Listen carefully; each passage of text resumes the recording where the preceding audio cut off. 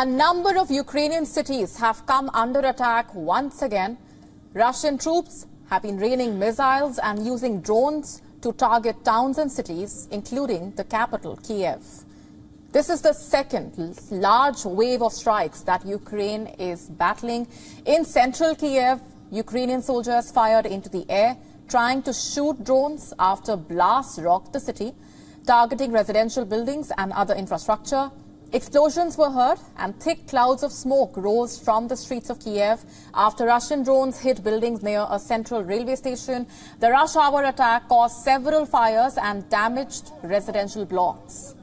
Ukrainian soldiers and emergency workers were on the streets following the attack. The strikes coming exactly 1 week after Russia unleashed its heaviest aerial bombardment of Kyiv and other Ukrainian cities since the start of the war.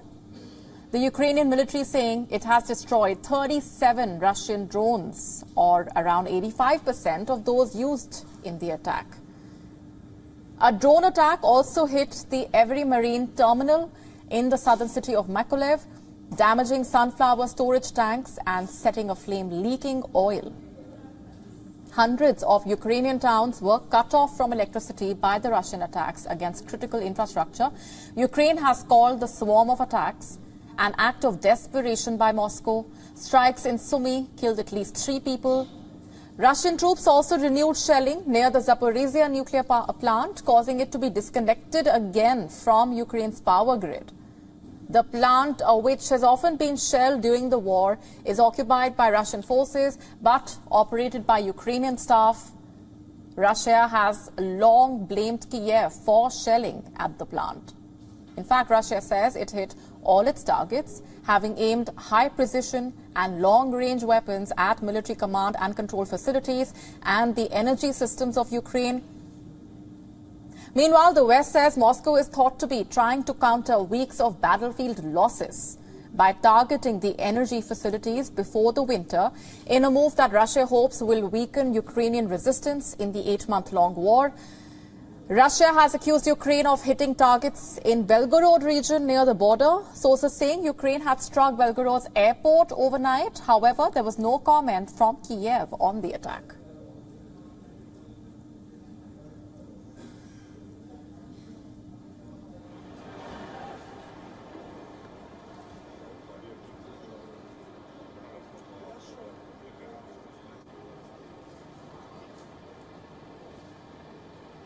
And with us on the broadcast is Sviatoslav Yurash from Kyiv. He is the youngest Ukrainian MP ever. Thanks very much for being here. I want to start by asking you to share with our viewers what the latest situation in Kyiv is looking like right now. Well, the situation in Kyiv is under control, and the reality is that the Russians essentially week in, week out try to attack a capital with various different munitions. Last week it was rockets. Now they're trying to do the same thing with Kamikaze drones of Iranian making, and essentially they have about 4 of them hit today in Kyiv, various different parts of the city.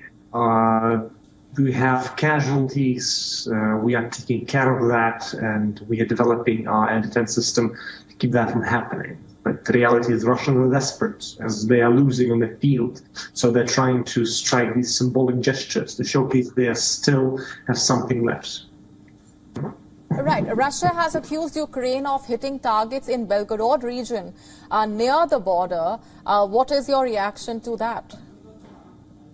Belgorod region has been fundamental in terms of the resupply of the Russian troops that have poured into Ukraine from the 24th February.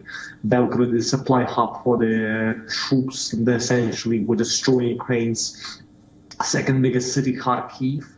And Belgorod is simply a supply hub that obviously is a target that needs to be considered. At that same time, I cannot confirm the reality of having Belgorod as the source of the problems there. I myself have fought in the east and around Kyiv, not around Kharkiv. So I cannot confirm that, but I can tell you that Belgorod is certainly playing a vital role in all the horrors that you can see happening in the eastern Ukraine. Right. Before I let you go, I have to ask you to also comment on the Russian strategy at this point and what you make of the way things are panning out, especially this coming after Moscow tackled battlefield losses. Yes, and Russians have been suffering losses from the beginning of the war.